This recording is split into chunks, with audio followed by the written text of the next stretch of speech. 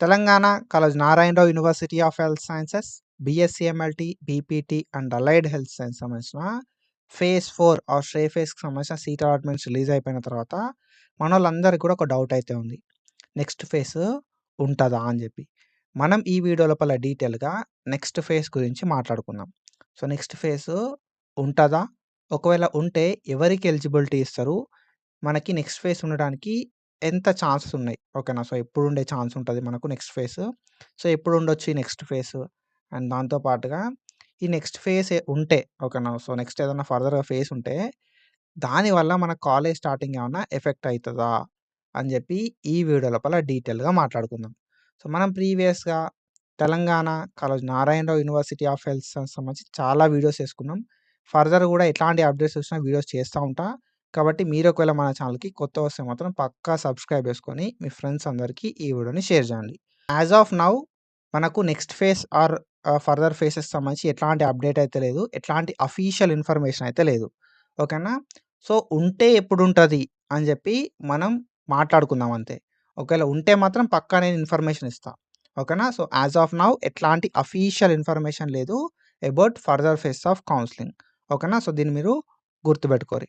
And when it comes to other phase ఓకేనా. So, ఎప్పుడుండే chance ఉంటది అనే విషయానికొస్తే ఒకవేళ fifth phase or additional stray phase అనేది ఉంటే ఎప్పుడుండొచ్చు అనేది మనం మాట్లాడుకుందాం. సో, అడిషనల్ స్టే ఫేజ్ అని చెప్పి పెట్టే ఛాన్సెస్ అయితే ఉంటాయన్నట్టు.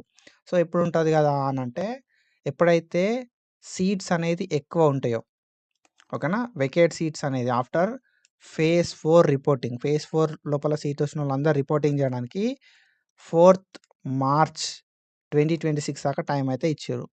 సో, ఈ 4థ్ మార్చ్ 2026 అయిపోయిన తర్వాత ఎన్ని నంబర్ ఆఫ్ సీట్స్ ఉన్నాయి అనే దాన్ని బట్టి మనకి ఫిఫ్త్ ఫేజ్ ఆఫ్ కౌన్సెలింగ్ అనేది కండక్ట్ చేస్తారు. ఓకేనా.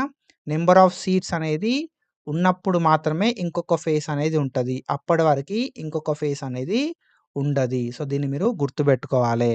ఓకేనా. నెక్స్ట్ ఫేజ్ ఉండాలి అంటే ఫేజ్ 4 రిపోర్టింగ్ తర్వాత ఓకేనా. ఫేజ్ 4 రిపోర్టింగ్ తర్వాత నంబర్ ఆఫ్ వేకెన్సీ సీట్స్ అనేది ఉన్నప్పుడు మాత్రమే మనకి fifth phase or further phase అనేది ఉంటదన్నట్టు. ఓకేనా. సో, సీట్లు లేకపోతే మనకి ఇంకొక ఫేజ్ అయితే పెట్టడానికి తక్కువ ఛాన్సెస్ ఉంటాయి. ఎందుకంటే సీట్లు లేనప్పుడు మనకి ఇంకో ఫేజ్ ఎందుకు పెడతారు కదా. So, most of the time seats ఉన్నప్పుడు మాత్రమే ఇంకొక ఫేజ్ అయితే పెడతారు. అండ్ ఇంకో ఫేజ్ ఉంటదా బ్రో అంటే నాకు తెలిసినోళ్ళే కొంతమంది రిపోర్టింగ్ చేస్తలేరు. ఓకేనా. ఫేజ్ 4 ఆర్ స్టే ఫేజ్ లోపల సీట్ ఎవరికైతే వచ్చిందో వాళ్ళు నాకు తెలిసినోళ్ళు కొంతమందున్నారు. సో, వాళ్ళెవరు గూడా రిపోర్టింగ్ అనేది చేస్తలేరన్నట్టు. ఓకేనా. సో, ఎందుకు అనంటే వాళ్ళు డ్రాప్ తీసుకోవడానికి రెడీ ఉన్నారు కాబట్టి రిపోర్టింగ్ చేస్తలేరు. సో, రిపోర్టింగ్ చేస్తలేరు కాబట్టి ఈ ఏవైతే ఫేజ్ 4 తర్వాత రిపోర్టింగ్ చెయ్యని సీట్స్ ఉన్నాయో అండ్ ఫేజ్ 4 తర్వాత వేకెన్సీ ఉన్న సీట్స్ ఉన్నాయో అవి వేకేటే ఉంటాయన్నట్టు. So, depending upon the phase 4 vacate seats ఓకేనా. ఫేజ్ 4లో ఉన్న వేకెన్సీ సీట్స్ ఏవైతే ఉన్నాయో ఆ ఫేజ్ 4 వేకెన్సీ సీట్స్ ఫిల్ చేయడం అయితే జరుగుతదన్నట్టు. ఓకేనా. ఫేజ్ 4 వేకెన్సీ సీట్స్ అనేది ఫిల్ చేస్తారు. ఎప్పుడు ఫిఫ్త్ ఫేజ్ పెట్టి. ఓకేనా. ఫేజ్ 5 అనేది పెట్టి ఫిల్ చేస్తారు. ఎక్కువ నంబర్ ఆఫ్ వేకెన్సీ సీట్స్ ఉన్నప్పుడు మాత్రమే ఫేజ్ 5 అనేది కండక్ట్ చేస్తారన్నట్టు. ఫేజ్ 5 అనేది ఉంటే ఎప్పుడుంటది అనే విషయానికొస్తే మనకి ఫేజ్ 4 లోపల సీట్ వచ్చినోళ్ళకి సంబంధించిన రిపోర్టింగ్ ప్రాసెస్ అనేది అయిపోయిన తర్వాత ఎంతమంది రిపోర్టింగ్ చేసిర్రు, ఎంతమంది రిపోర్టింగ్ చేయలే అనే దాన్ని బట్టి ఫేజ్ 5కి సంబంధించిన నోటిఫికేషన్ అయితే ఉంటదన్నట్టు. ఓకేనా. సో, ఎంతమంది రిపోర్టింగ్ చేసిర్రు, ఎంతమంది రిపోర్టింగ్ చేయలే, ఎన్ని సీట్లు ఫిల్ అయినాయి, ఎన్ని సీట్లు ఫిల్ కాలే, ఎన్ని సీట్లు వేకెన్సీ ఉన్నాయి అనే దాన్ని బట్టి ఫేజ్ 4కి సంబంధించిన రిపోర్టింగ్ టైం అయిపోయిన తర్వాత ఫేజ్ 4కి సంబంధించిన రిపోర్టింగ్ టైం అనేది అయిపోయిన తర్వాత ఒకవేళ సీట్లుంటే ఫేజ్ 5కి సంబంధించిన నోటిఫికేషన్ అయితే వస్తదన్నట్టు. సో, మరి ఫేజ్ 4కి సంబంధించి రిపోర్టింగ్ చేసుకోవడానికి ఎప్పటిదాకా టైం ఉంది అనంటే 4థ్ మార్చ్ 4థ్ మార్చ్ 2026 4 PM దాకా టైం అయితే ఉంది రిపోర్టింగ్ చేయడానికి. So, reporting అయిపోవాలే. రిపోర్టింగ్ తర్వాత ఎంతమంది జాయిన్ అయ్యారు, ఎంతమంది జాయిన్ కాలే, ఎన్ని సీట్లు వేకేట్ ఉన్నాయి అనే ఇన్ఫర్మేషన్‌ని గ్యాదర్ చేసుకోవాలే. ఓకేనా.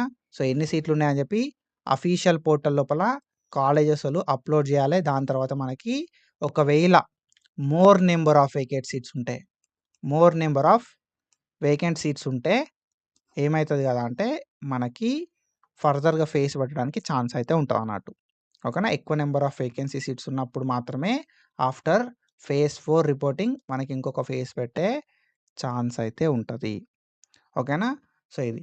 అండ్ ఇంకొక విషయం ఏంది గదా అంటే మనకు ఈ ఫేజ్ 5 ఒకవేళ ఫర్దర్ ఏదైనా ఫేజ్ ఉంటే ఫేజ్ 5 అనేది ఒకవేళ ఉంటే దీనివల్ల కాలేజ్ ఏమన్నా ఎఫెక్ట్ అయితదా? అనేది ఒక డౌట్ అయితే ఉందన్నమాట మనోళ్ళకి.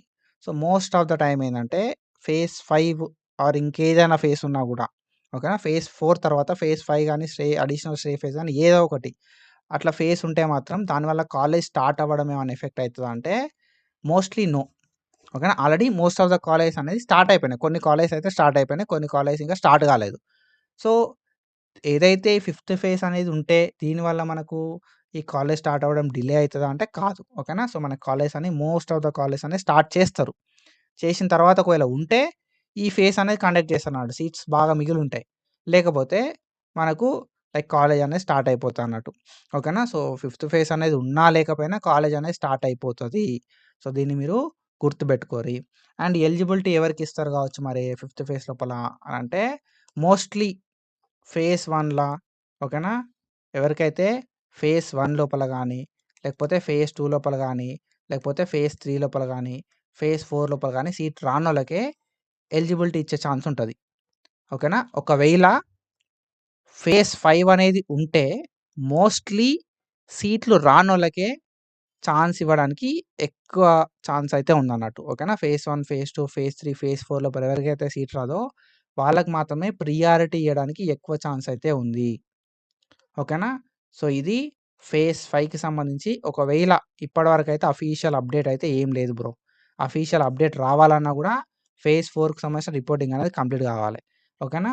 సో, ఫేజ్ 5 ఒకవేళ ఉంటే ఎంతమంది జాయిన్ కాలేదు ఫేజ్ 4లా అనే దాన్ని బట్టి మనకి ఇన్ఫర్మేషన్ అయితే ఉంటది. దాన్ని బట్టి ఫేజ్ 5కి సంబంధించిన అఫీషియల్ నోటిఫికేషన్ అయితే రిలీజ్ అయితదన్నట్టు. ఇప్పటివరకు ఎట్లాంటి అఫీషియల్ ఇన్ఫర్మేషన్ లేదు. ఫేజ్ 5కి సంబంధించి ఆర్ ఫర్దర్ ఫేజ్ 4 తర్వాత ఇంకో ఫేజ్‌కి సంబంధించి. ఏదైనా అప్డేట్ ఉంటే నేను పక్కాగా వీడియో అయితే చేస్తా. ఐ హోప్ మీ అందరికీ అర్థమైందని చెప్పి నేనైతే అనుకుంటున్నా.